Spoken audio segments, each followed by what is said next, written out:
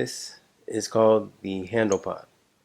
Now, this thing is a camera stabilizer, camera grip.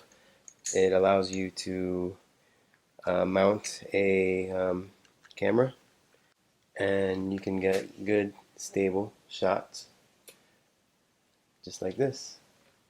It's $30, Amazon.com, and I've had it for about 5 hours, and I'm in love with this thing. It is very versatile. You can do a ton of things, and I'm going to walk through a couple of the things that you could do with this very handy tool for video producers. You can use it as a tabletop tripod, a light stand, an iPhone stand. But what makes this such a great tool is this elastic band. Allows you to attach this device to practically anything in your house. Look, it's my first dolly.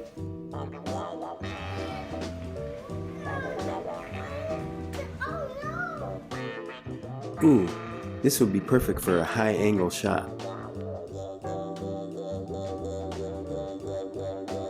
And I can also get great cooking shots without any help at all.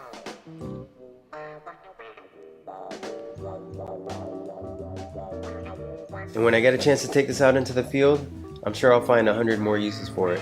And then I'll make another commercial. Until then, Shark TV, signing out.